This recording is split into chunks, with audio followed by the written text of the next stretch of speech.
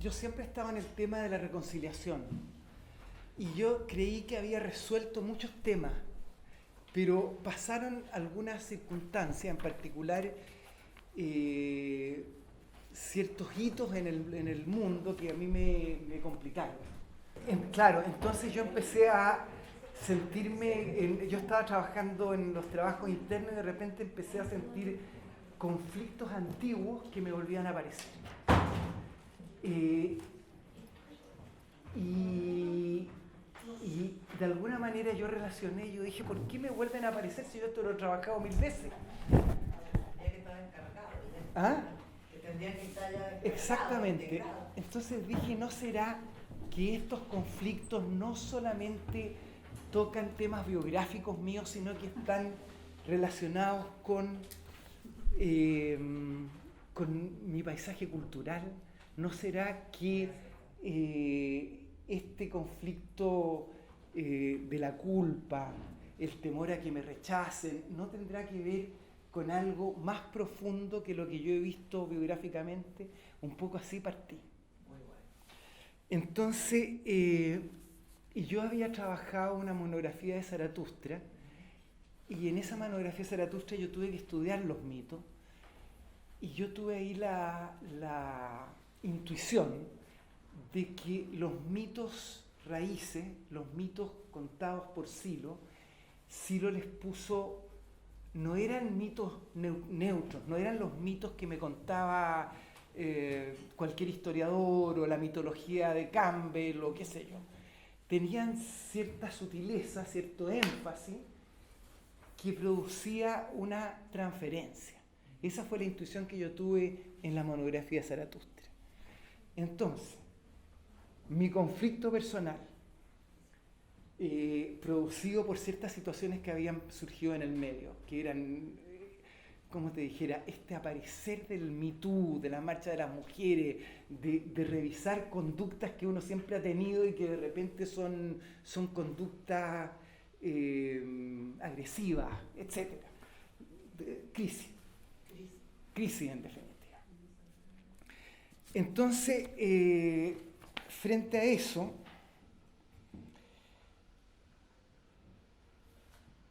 estos conflictos antiguos reaparecían sorpresivamente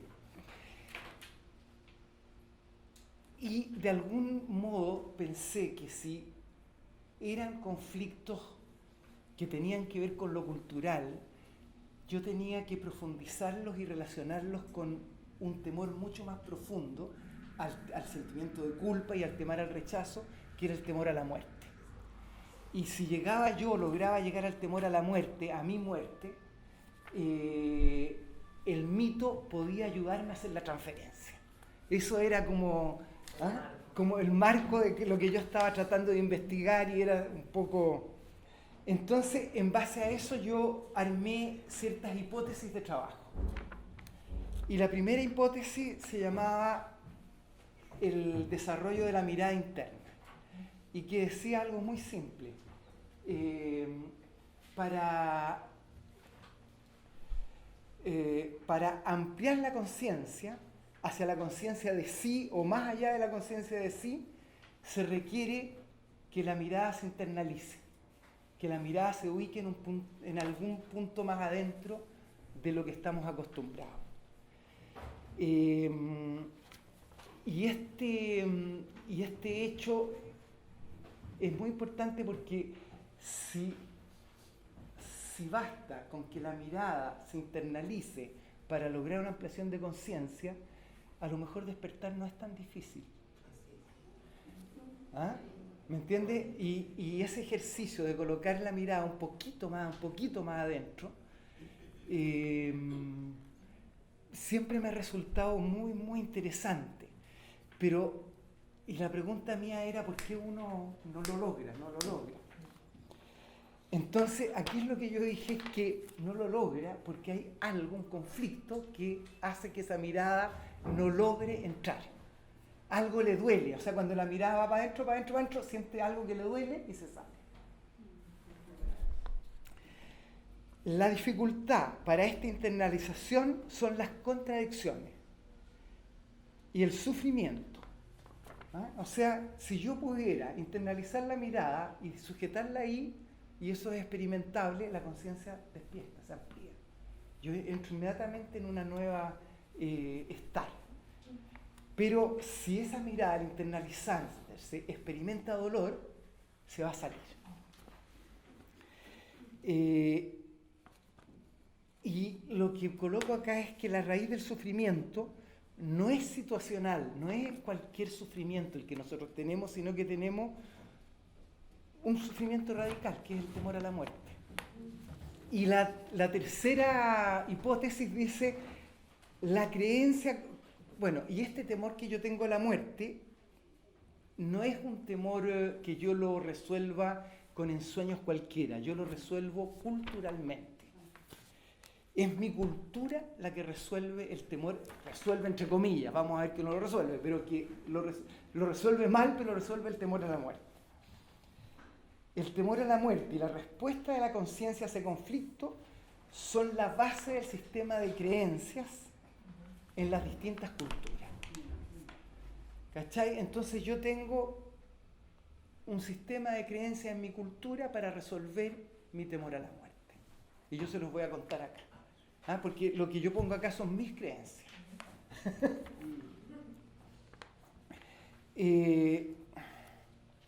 Y la última hipótesis que me dice, los mitos relatan el modo que tiene una cultura para superar la muerte. La muerte. O sea, ¿qué gracia tienen los mitos? Que ellos cuentan cómo esa cultura supera la muerte o trata de superarla. Entonces, yo dije, si esto es así, nosotros hoy día estamos viviendo en un momento cultural muy particular en que las culturas están desintegrándose y que por lo tanto los mitos es como lo que pasa con los núcleos de ensueño cuando están acabándose, ya están más siendo posible mirarlo. ¿Ah? No nos tienen prisioneros, sino que ya es posible verlo, pero tienen tal carga que si nosotros podemos verlo, descubrir el nudo que están mostrando, ¿no? A lo mejor podemos jugar con ello y transferir ese nudo. Entonces yo dije, hagamos eso.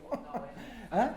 Tratemos de entrar, ver cuál es el nudo que me está significando y ver si se puede con ese mismo mito hacer un juego para que la persona o yo que lea transfiera ese nudo de conflicto. Entonces yo se los voy a hacer este juego con un mito, que es el mito de Abraham. Después, no sé si nos dé el tiempo, está el mito de Demeter, pero veámoslo con el mito de Abraham para empezar. Entonces, Abraham dice, y puse yo ahí lo primero, creencia de trascendencia.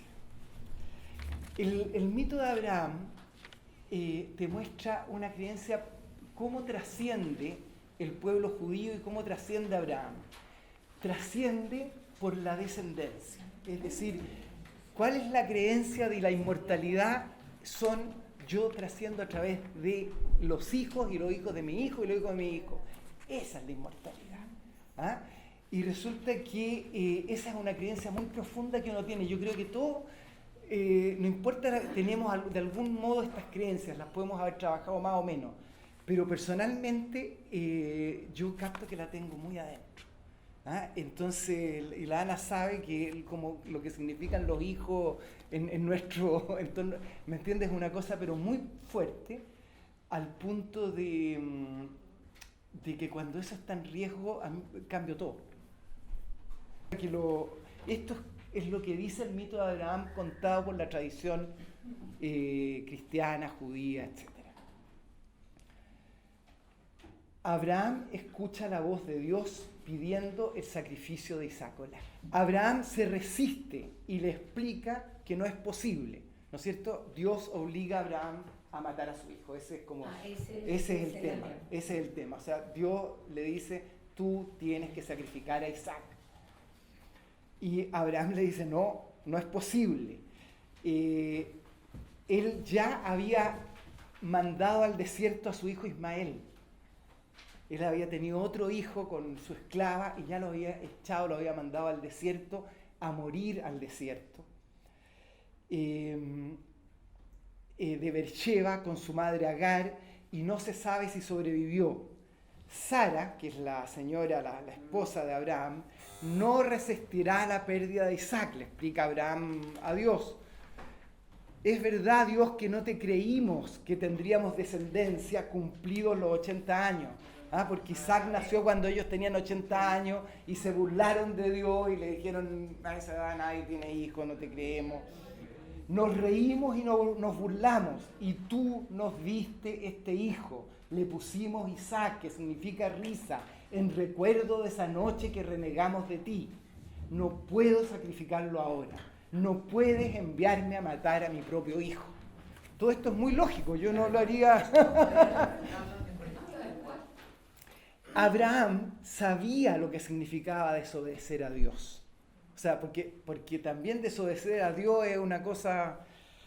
lo supo cuando intercedió para rescatar a su hermano Lot de Sodoma. ¿Se acuerdan? El hermano Lot en Sodoma, y presenció la destrucción con que Dios castigó a esa ciudad, que desobedecía a Dios. O sea, no es cualquiera desobedecer. Y el castigo que recibió la mujer de Lot. Tú no tienes que mirar para atrás y vas y mira para atrás y queda convertida en sal. O sea, desobedecer a Dios es cosa seria. Desobedecer a Dios significa la muerte, pero obedecerlo significa sacrificar a su propio hijo. Sacrificar su descendencia y su futuro. Abraham finalmente no asesinó a Isaac, porque fue detenido en el intento por Dios. Si lo recuerdan, Dios, cuando él estaba a punto de asesinar, Dios lo toma. O sea, no alcanzó a asesinarlo, pero sí decidió asesinarlo. O sea, obedeció a Dios. Obedeció. O sea, quiero decir, él la decisión la tomó. Dios lo paró, pero la decisión la tomó. Pero su corazón quedó ensombrecido después de este hecho por la culpa que esa decisión significó. ¿Cachai? Entonces ahí está, él no mató a Isaac, obedeció todo muy bien, pero él quedó con culpa. Porque el acto lo haría la Porque, exactamente. Entonces, ¿qué es lo que dice digo yo de esto? Que el conflicto de Abraham es esa culpa. El nudo que está tratando este mito, por decirlo así.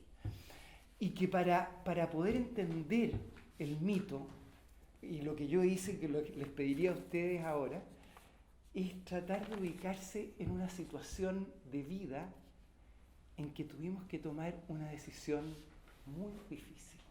Hay pocas veces en la vida que uno tiene que tomar una decisión no tan terrible como la de Abraham, pero terrible. Que son situaciones en que mi vida toma un camino. Y al tomar ese camino, uno sabe que algunos van a sufrir. Algunos algo va a pasar que no es así nomás. No es gratis. Esos son para entender este mito, yo creo que uno tiene que ubicarse en esos momentos. Es la decisión vital, la decisión en que la vida toma un rumbo. Y al tomar esa decisión, algo pasa. ¿No es cierto? Si yo me separo, me separo y algo pasa. No es... Bueno, ese es el mito que vamos a tratar. Exacto. Y también, o me separo también, es todo. Todas las decisiones tienen toda decisión tiene esas características. Tú eliges y también deseliges. Pero dentro de las decisiones hay algunas que marcan la vida. Entonces, dependiendo de la decisión que tomemos, los acontecimientos seguirán un rumbo u otro. Quisiéramos huir de la responsabilidad de la que tendremos que hacernos cargo de ahí en adelante. No sé si les ha pasado, pero uno quisiera que eso se resuelva solo, no que lo tenga que decidir. Que exacto. Preferiríamos que las circunstancias o un accidente fueran las responsables de lo que sucederá. Pero no, la decisión está frente a nosotros y decidiremos el destino. Es como, ojalá no tenga yo que tomar la decisión y algo pase y entonces ya. Sí. Pero justo ahí cuando siempre hay accidentes, pero ahí no. Y el tema de estas decisiones, con todo respeto estoy hablando de mí, que uno algo pierde la integridad. O sea, a alguien, o sea, como te dijera, pierdes integridad. O sea, como te dijera, yo muchas veces por causas que consideramos mayores, ¿me entiendes o no? Porque por supuesto uno toma la decisión por una causa mayor y deja al otro, o sea, aquí hay un conflicto entre algo que uno considera muy importante y algo que, mira lo que pasa, considera menos importante, y ya ahí tienes el lío. En estas raras ocasiones, las opciones que se exponen a nuestra razón son contradictorias. Por una parte, obtenemos ciertos beneficios y por otra sale gente perjudicada. Hacemos todo tipo de cálculos, pero ninguno es concluyente para tomar la decisión. La razón ha fracasado. La mente se nos llena de justificaciones para tranquilizar la conciencia de lo que vamos a hacer. Son momentos de quiebres, de rupturas, y las circunstancias nos exigen una decisión. Una vez que la tomemos, sabemos que tendrá un costo. Y ese costo se va a expresar como culpa.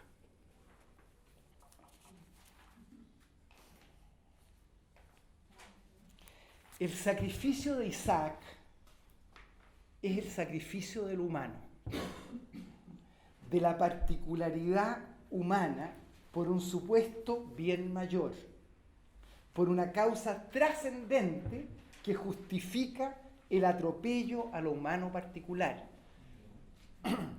El sacrificio de Isaac es una ruptura de la propia integridad para sacrificar un bien aparentemente superior, para satisfacer, un bien aparentemente superior y absoluto.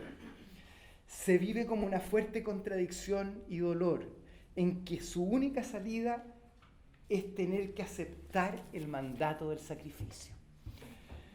¿Cachai? Que estoy tratando de mostrar el mito en la vida cotidiana, en momentos así que opera esto. A diario estamos enfrentados a la polaridad del bien general versus la persona particular.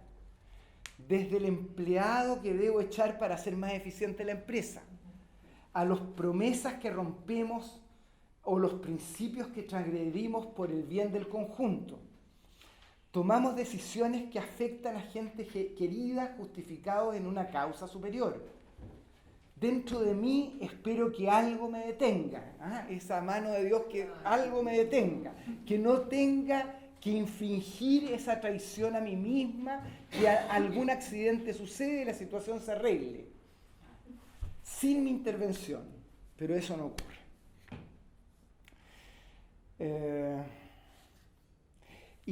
Y después está este tema que les expliqué, aun cuando el sacrificio no se lleva a cabo, porque el azar o Dios o algo impidieron que se realizara, la culpa permanece. O sea, porque ya me vi mi rostro, ¿me entiendes? No, ya me vi que lo iba a hacer, ¿cachai? Ya, este nuevo dolor yo lo encuentro terrible, a mí me ha pasado, a lo mejor logré ubicarlo. ¿Cómo se transfiere esto?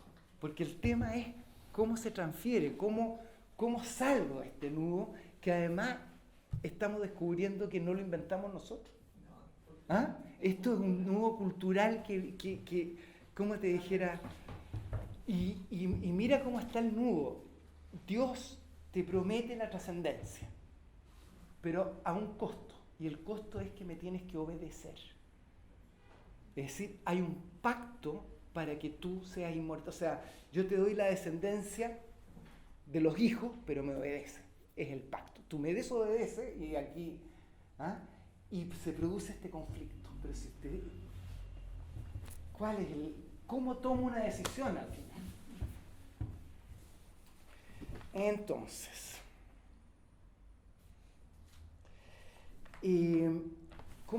quiero contarles cómo lo hace Silo, cómo transfiere Silo este nuevo devorador. En el mito, como yo lo entendí, pero lo que hace Silo es así. Al relatar el mito, él pone el énfasis en la burla divina. Él dice, primero dice algo que yo no sabía, que Isaac significa risa. Es verdad, investigué, Isaac significa risa. O sea, el nombre que le pone a la descendencia, al hijo famoso, es risa. Entonces Silo como que trata de decir que cuando Dios le pide a Abraham asesinar a su hijo, en realidad se está burlando de él. O sea, ¿me entienden, no? En realidad le está dando como una orden que en realidad es una burla. Entonces le dice, cuando te dije que ibas a tener un hijo no me creíste. Y ahora que te digo que lo tienes que matar, me crees. ¿Cómo es la cuestión?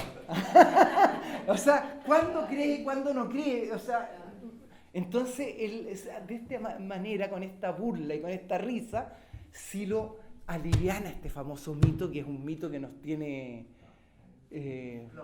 vamos a verlo, plomo que nos tiene.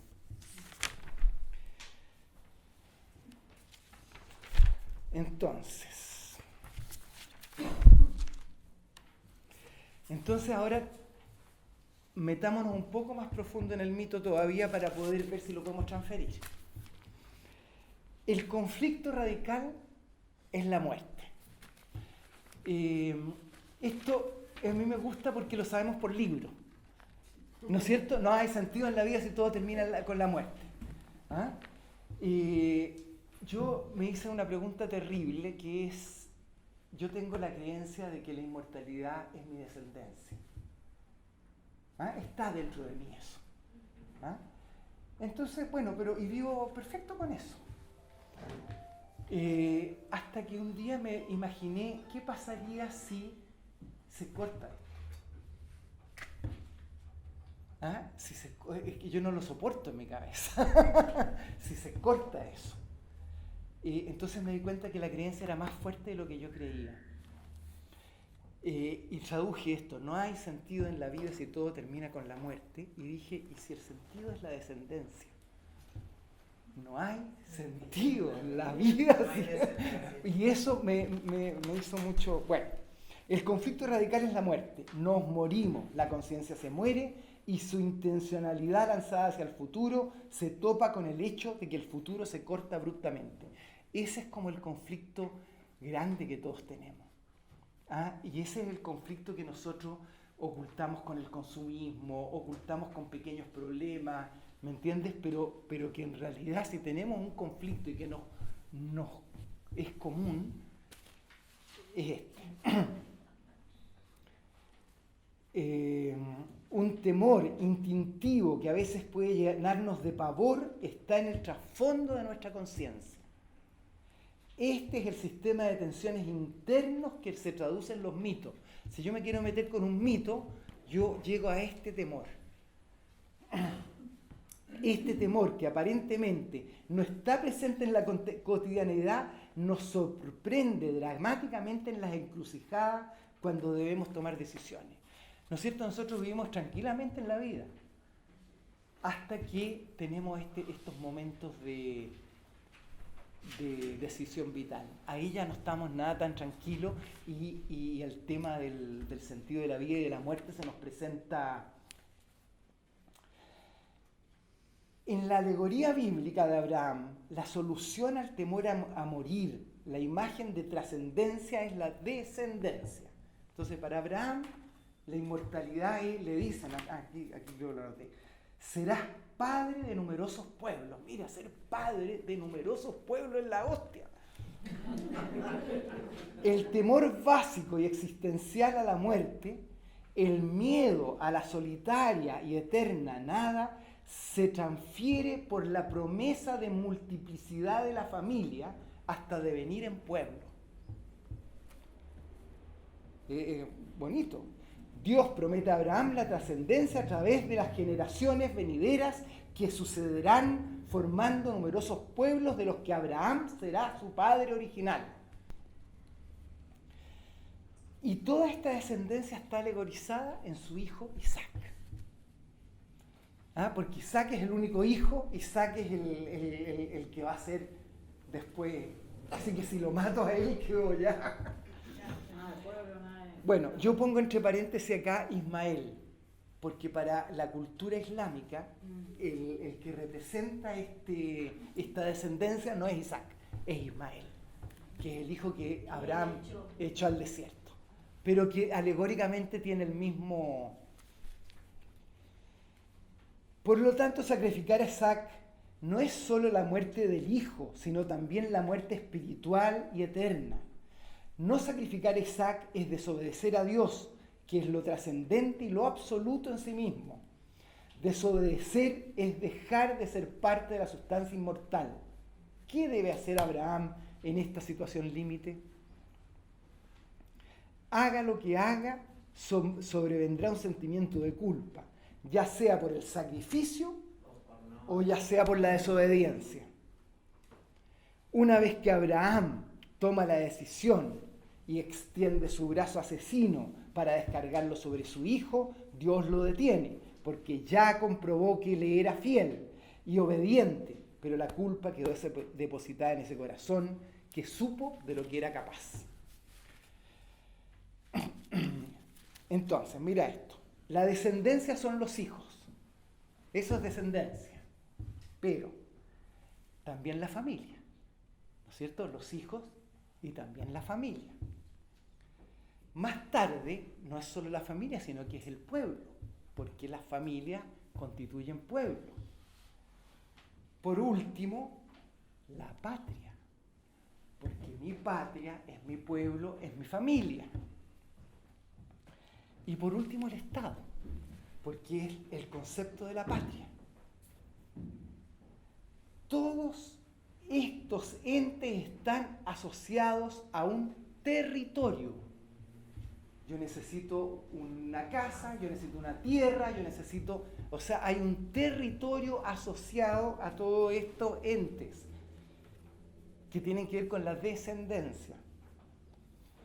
Entonces se transfiere la carga de la trascendencia a la tierra. Entonces, en última instancia, la trascendencia es la tierra. Obsérvenlo porque es un lío que tenemos por todos lados. Esta es siempre la base de toda discusión de reparaciones de genocidios o conflictos culturales. Si se fijan, todos los problemas al final está en la tierra. Ahora, la tierra hoy día es más abstracta, también es el patrimonio, también es el capital.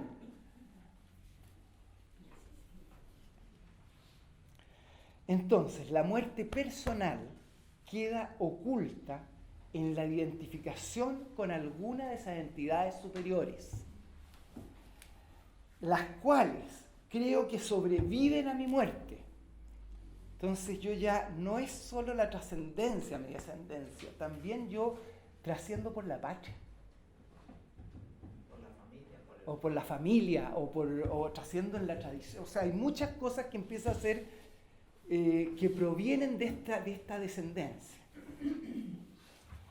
El mito de Abraham alegoriza las decisiones que debo tomar en situaciones límites, cuando está en juego aquella entidad de que soy parte. Entonces resulta que yo puedo ser parte de la patria. Y hay veces que la patria está en juego. Y si la patria está en juego, no hay tutía. Mis hijos van a defenderla. O sea, no sé si se fija en la contradicción. Es la contradicción de Abraham. ¿Ah? Entonces, estos estamentos toman un carácter de absoluto. Dios, la patria, la familia. ¿Conocen esas palabras? Además, se cargan con el atributo de perpetuidad. Y todo mi ser se identifica con ellos. Ahí es cuando esa entidad absoluta exige el sacrificio de Isaac, de sus amados hijos, de la particularidad humana concreta. Si la patria está en peligro, sus hijos deben defenderla, etc. Es fantástico porque es cosa que uno diría, ¿cómo se llega? Bueno, lo superior. Entonces de este fenómeno de la descendencia hemos llegado que hay valores absolutos a nivel de creencia, que son los que de alguna manera yo cargo con inmortalidad. Si yo muero no importa, la patria sobrevive. Si yo muero, el Estado sobrevive. Lo superior, lo absoluto, alegoriza lo trascendente. Si lo absoluto está en riesgo, exigirá sacrificio para asegurar con ello su poder y su continuidad. Abraham o yo debe ejecutar el sacrificio para no poner en riesgo la inmortalidad del ente inmortal. ¿No es cierto? Yo necesito sacrificarlo para que la patria o la familia o la tradición. Es cierto que al ejecutar el sacrificio pierde integridad. Es cierto, o sea, mandar a mis hijos a la guerra o qué sé yo pierdo integridad, yo me traiciono. Ya que me traiciono a mí mismo y a lo que amo, pero mi integridad personal es un secundario frente al absoluto al que debo obedecer. ¿Cachai? Yo creo y estamos atrapados. Transferir esto, vamos a ver.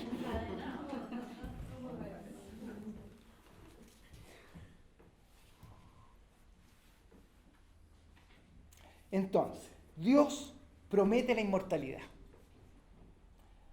a través de la descendencia, pero para ello pide a cambio la fe ciega y la obediencia, porque esto de obedecer a Dios es obedecerlo, ¿cómo te dijera? La resolución. Sí, observen cómo es la resolución religiosa del problema de Abraham. Abraham, ¿por qué es famoso Abraham? Porque es el padre de la fe. Es decir, ¿dónde radica Abraham? Este sí que tiene fe. ¿Me cachai, no? Este tiene fe porque Dios le dijo, mata a tu propio hijo y él lo obedeció. Eso es fe. Entonces, es una fe muy particular, es una fe bastante ciega, bastante fanática, y este es el valor más alto de la cultura judía, seguro, y yo creo que trasladada a la cristiana un poco menos, pero también. Entonces, la descendencia a través de las generaciones se va transformando, en tradición, en familia, en pueblo, en patria y Estado. Todos ellos asentados en un territorio que es también sagrado. La identificación con ese ente absoluto otorga la ilusión de inmortalidad. Estos entes son ahora los que exigen la incondicionalidad, la obediencia y el sacrificio.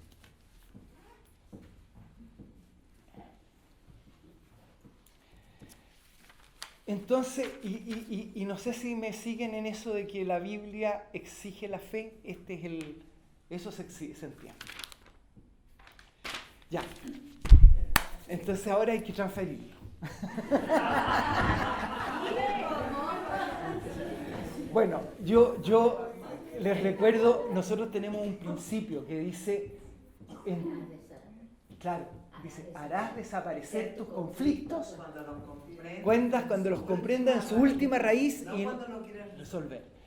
Y nos dice, y cáchate lo que dice, harás desaparecer tu conflicto, o sea, tu conflicto no va a estar más. Mira cómo lo dice, o sea, cuando tú buscas la raíz, de repente el conflicto va a desaparecer.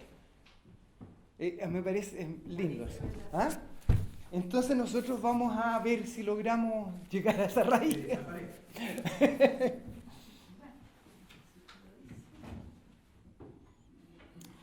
A ver, ante situaciones límites, vamos a esas situaciones límites, en que estamos sometidos a la máxima presión externa, ¿no es cierto? Porque en estas situaciones que tenemos que tomar decisiones, no fuera nada que estamos tranquilitos, voy a irme a un retiro a meditar, no, me están presionando por todos lados y la decisión tiene que ser ya.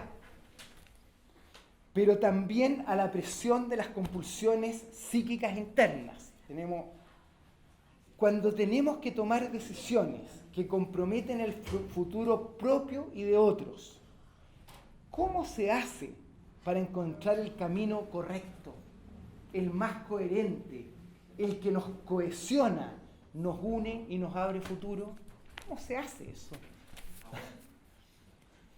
En situaciones límites requerimos escuchar una voz interior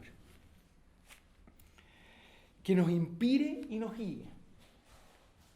Pero, ¿cómo distingo esa voz que viene de la calma y orienta hacia la unidad de tantas otras que se agolpan en mi cabeza para que las tome en cuenta? La voz de los pensamientos, la voz del cálculo y la voz de la razón, la voz de la compulsión, la voz del temor, de la angustia, la voz de la locura. ¿Cómo se distinguen de la voz interior?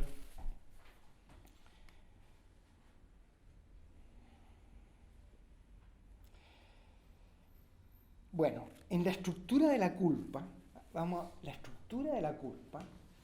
tengo la creencia de que no soy enteramente responsable de mis acciones. En el caso de Abraham, ¿quién es el responsable de sus acciones? Dios.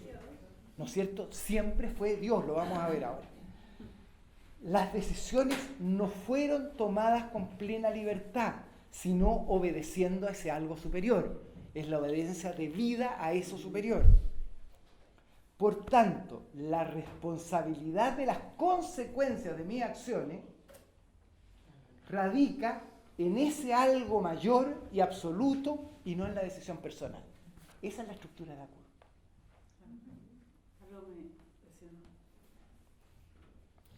Los argumentos vitales se ordenan de modo de justificar mi acción, exculpándome de las consecuencias y responsabilizando a ese algo mayor.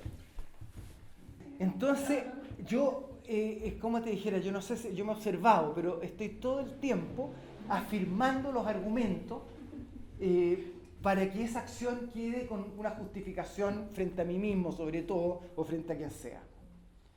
Ese núcleo de culpa va ocultando en una enredadera de justificaciones las verdaderas motivaciones de mis decisiones. ¿Cachai? Porque al final ya no sé ni por qué hice las cosas. ¿Qué es lo que me motivó? ¿Qué fue? Ya no pierdo claridad total. En esta situación de ruido de la culpa, no me permite escuchar la nitidez y la suavidad de la voz interior. Entonces, el relato bíblico se dedica a justificar las acciones contradictorias de Abraham. Yo me leí la Biblia para esta cuestión. Entonces, no, pero es bien impresionante. Abraham sale de un lugar que se llama Ur, que queda en Irak, en la Mesopotamia. Y él sale de ahí porque tenía que salir, o sea, es un inmigrante. Es como los que salen ahora de Siria. ¿Ah? Entonces ese inmigrante sale por necesidad de sobrevivencia. Y él se va al desierto. Y él se va con su mujer Sara, que era preciosa. Y se va con muchas mujeres, y se va como se van las tribus nómades. Y tienen que pasar por reinos de gente que no es muy buena. Y a Abraham no se le ocurrió nada mejor que ofrecer a su mujer Bueno.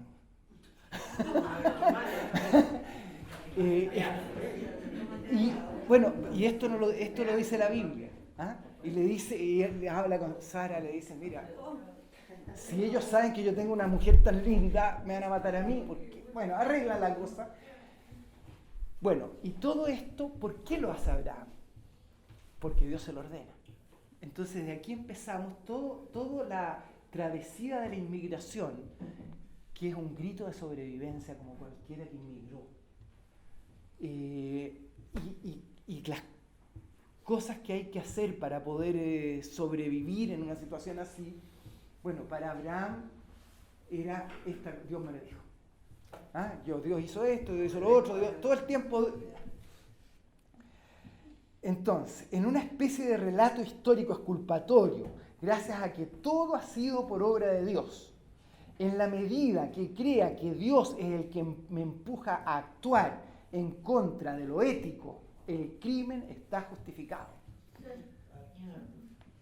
¿Cachai? Y esto parte ya desde que sale de Canaán.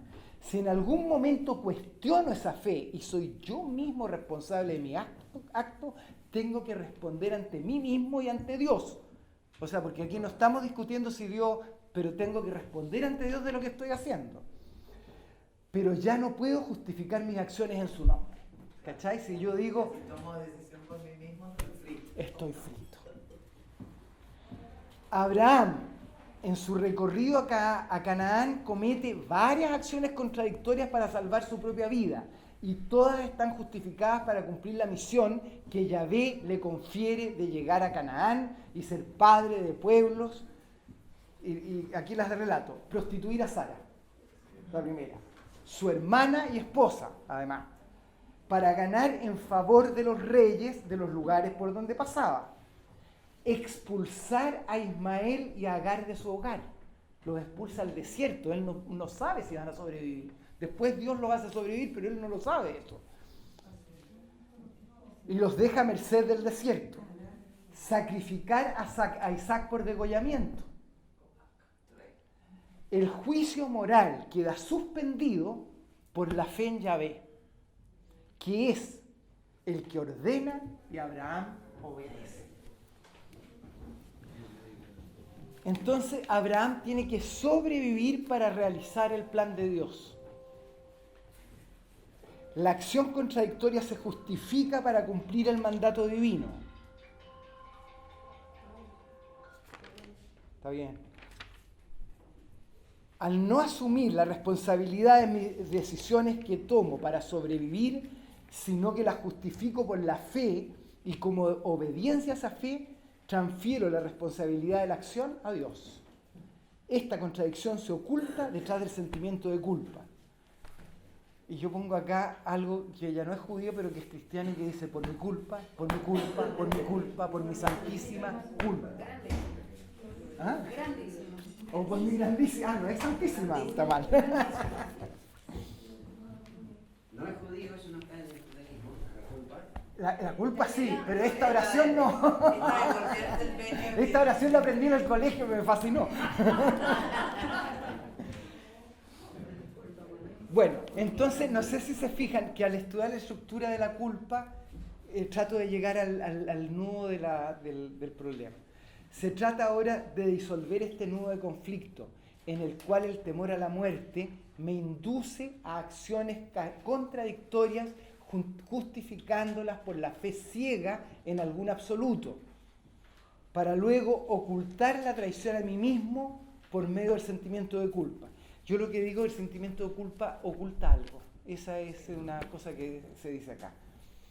Esta reconciliación permitiría liberar la mirada del temor a la muerte para que encuentre su trascendencia en verdades más verdaderas y profundas.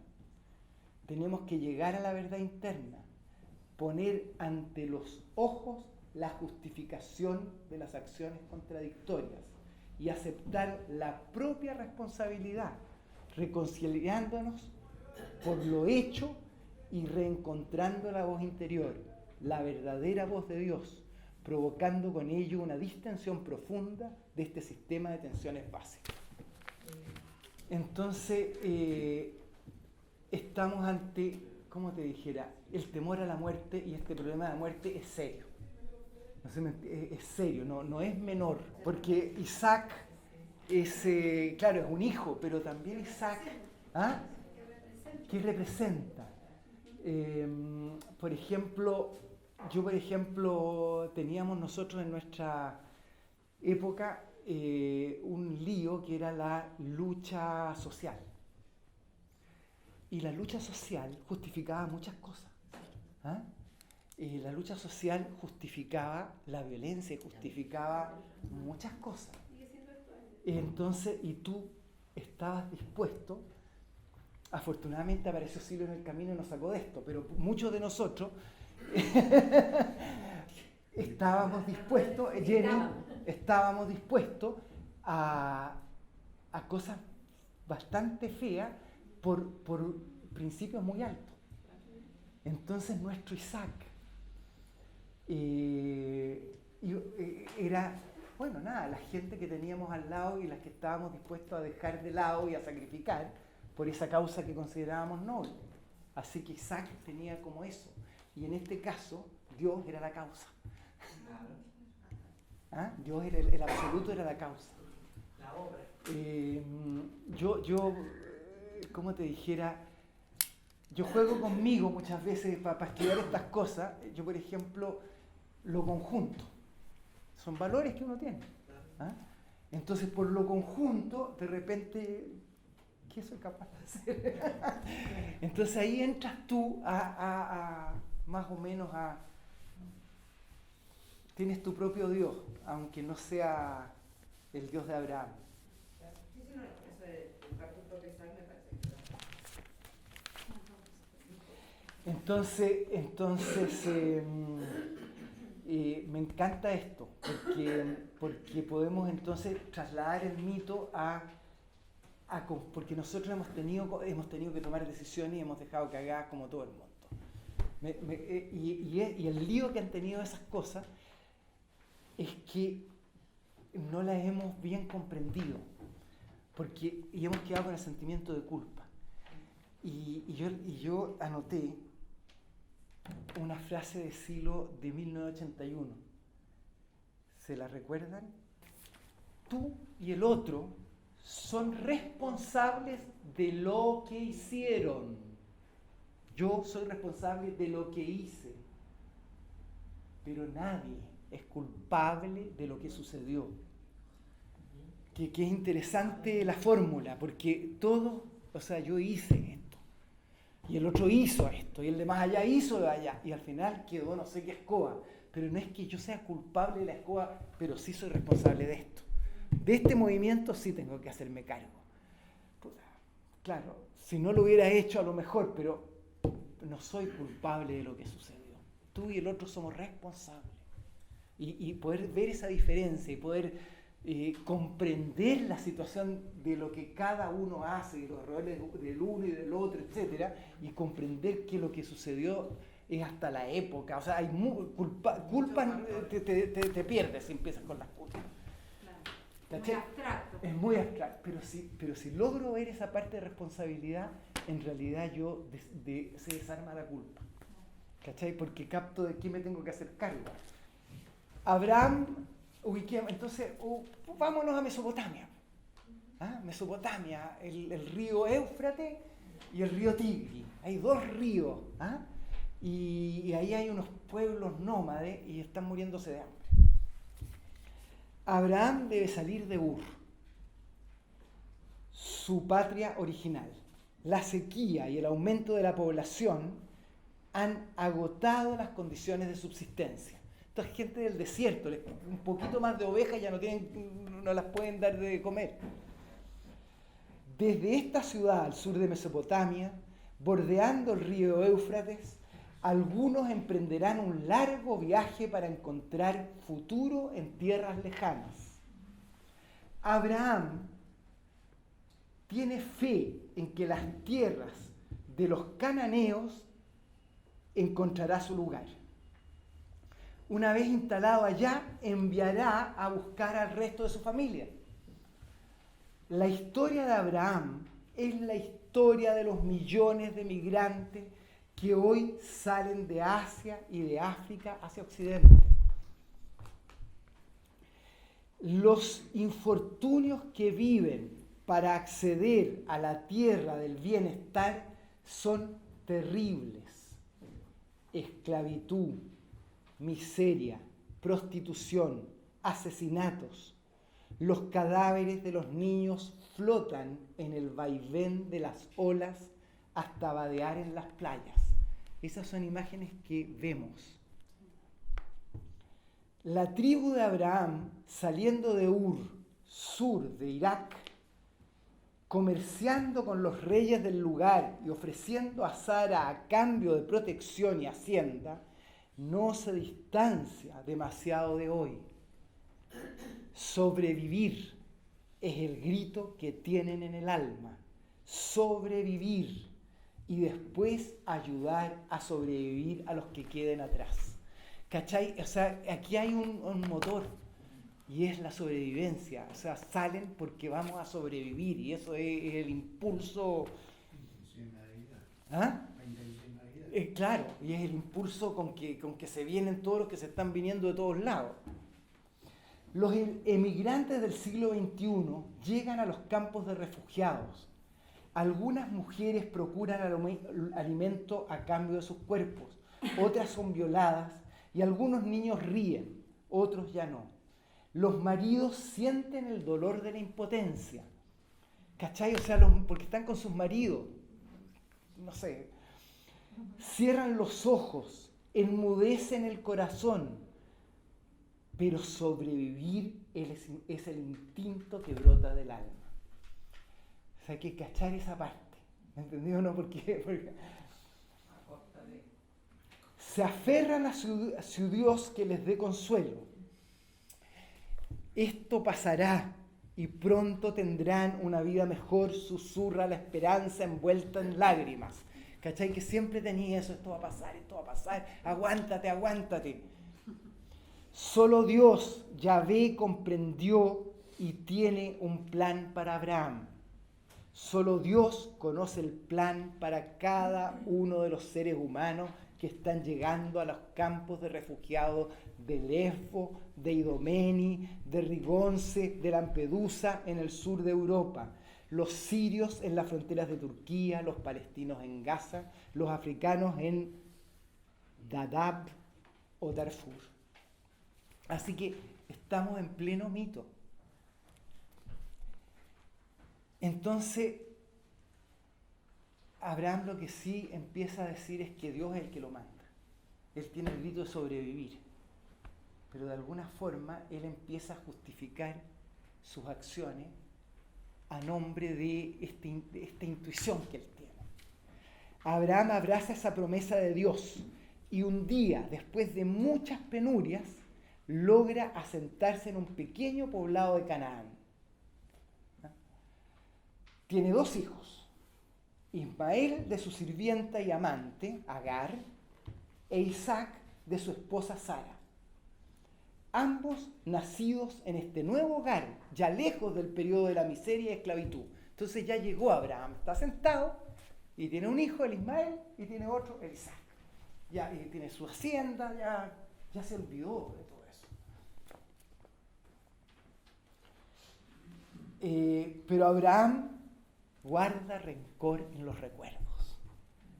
Él se olvidó, pero él guarda rencor en los recuerdos. ¿No es cierto?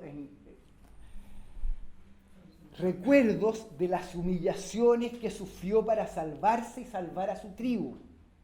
Su corazón no es puro y está manchado de resentimiento. Resentimiento a sus mujeres, resentimiento a sus hijos y hacia sí mismo.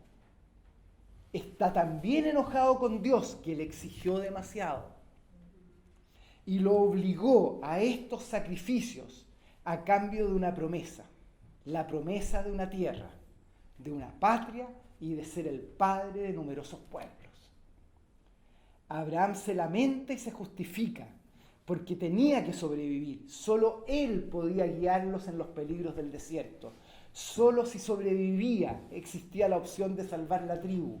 Y a los que quedaron esperando en Ur, sobrevivir era el impulso de su corazón. Todo sería distinto en la tierra de Canaán, pero Dios le había exigido demasiado. Estamos en pleno mito, ¿no? ¿Y qué hace Abraham? Abraham trata de borrar estos recuerdos espantosos de su memoria. No fue él el responsable, sino Dios. Dios fue el responsable de que tuviera que salir de Irak con su tribu. Dios le indicó el camino a seguir y lo hizo cruzar reinos hostiles. Dios entregó a Sara y a sus mujeres bellas al faraón a cambio de beneplácitos para él y su tribu. Dios está detrás de las peleas entre sus dos mujeres y es Dios el que expulsa a una de ellas a morir al desierto. Y es Dios el que la salva a ella y a Ismael. Y es Dios el que permite fecundar a Sara en la vejez. Y es Dios el que exige de Isaac en sacrificio. Así Abraham se deslinda de toda responsabilidad, pero la culpa ensombrece su corazón. Estos eran sus pensamientos mientras llevaba a Isaac al holocausto del monte Moria. Porque para sacrificar a Isaac, él se va 3 días por el desierto caminando. 3 días por el desierto, noche y día, sabiendo que tiene que matar a su hijo. Entonces, estos 3 días no son cualquiera 3 días. ¿Ah? Hay un autor que dice que daría cualquier cosa por saber lo que pasaba por la cabeza de Abraham en esos 3 días. Entonces, 3 días caminó por el desierto, ¿y qué hacía él? Paseando su mirada interna en los hechos ocurridos y reflexionando. 3 días que estuvo pensando, ¿cómo llegué yo a esto? ¿Cómo llegué a Canaán? ¿Qué pasó y por qué Dios me exigió? Etcétera. Y se preguntaba Abraham, ¿realmente era Dios el que lleva a Isaac al sacrificio? Porque estás a punto de cometer el peor error de su vida. ¿Es realmente Dios el que lleva a Isaac al sacrificio? ¿O era su rabia? ¿O es la rabia por Sara? ¿Su odio consigo mismo por todos los acontecimientos que significaron emigrar de Ur y salvar a su pueblo? Escudriñó su corazón y sintió el miedo a morir. El miedo a que su tribu falleciera de hambre o a la intemperie, devorada por los animales y serpientes del desierto. Y en el caso de este mito, no es solamente el tema de que muere Abraham y muero yo personalmente, muere el pueblo, muere la tribu, es el temor a la extinción de una raza, digamos. O sea, que es muerte y temor a la extinción, es una muerte muy muerte. Escudriñó su corazón y sintió ese miedo a morir. Y de repente empieza él a comprender. No, dice, no fue Dios al que escuché. Nunca he escuchado a Dios. Fue el grito de su propia angustia y el de su temor a morir lo que obsesionó todo su ser. Ahora, a punto de asesinar a Isaac, tampoco es a Dios a quien escucha.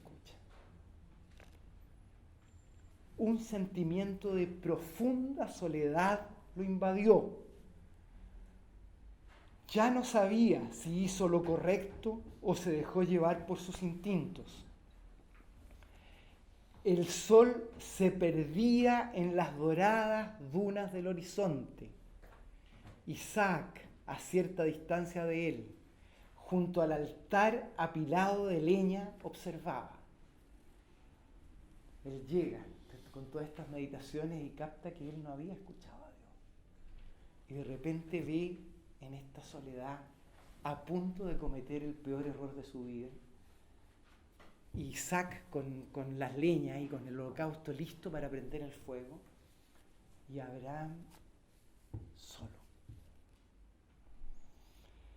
Nunca había visto a su padre tan solo, tan abatido, observando morir el sol por la tarde, derrotado, sin lágrimas, sin nadie. Abraham miraba su corazón. En su interior transcurría su vida entera. Cada decisión que tomó, desde que salió de Ur hasta el día de hoy, a punto de ofrecer a su amado Isaac en sacrificio, eran sus decisiones, para bien o para mal, y nadie las había tomado por él. Su corazón se calmaba y una lágrima caía por la mejilla. Fue su intuición, su fe, también su temor, el que lo trajo hasta el último atardecer, a punto de cometer el peor error de su vida. Pero también fue el amor a su familia, a su gente, a sus hijos, y un amor desconocido a la posteridad. ¿Qué podía reprocharse a sí mismo? La humanidad apenas amanecía, daba sus primeros pasos, balbuceaba sus primeras palabras. Por vez primera, un hombre descubría su libertad y su angustia. Mientras meditaba, cada vez más adentro de él, la paz entraba a su corazón. Por fin una verdad que podía decirse a sí mismo. Comprendió el motivo sincero de sus acciones, sin juicio, ni culpa, ni rencor, ni venganza. Algo en él se conmovía cada vez que detenía su pensamiento en una de las decisiones que tuvo que tomar. En esa soledad, una conmoción acompañada de una cierta vergüenza por echarle la culpa a Dios de las cosas que tuvo que hacer para salvar la vida de él y la de los suyos.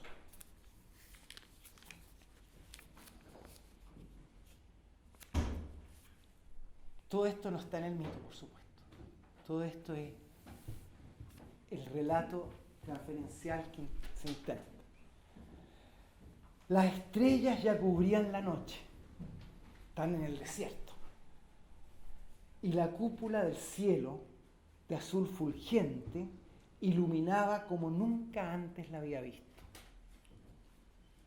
Isaac, todavía tembloroso y obediente de su padre, continuaba junto al altar del holocausto.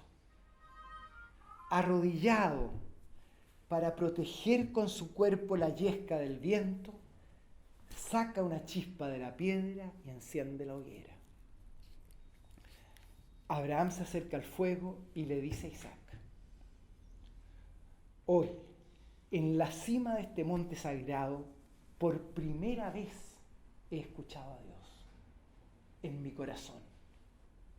Y he sentido que tu hijo y yo, y los que nos esperan abajo, y ese grano de arena, y esa estrella allá lejos, somos lo mismo. Somos uno, y no moriremos jamás. Se abrazaron como se abraza un padre con su hijo, en un acto que se repetirá de generaciones en generaciones, hasta la eternidad. ¡Cha-chan!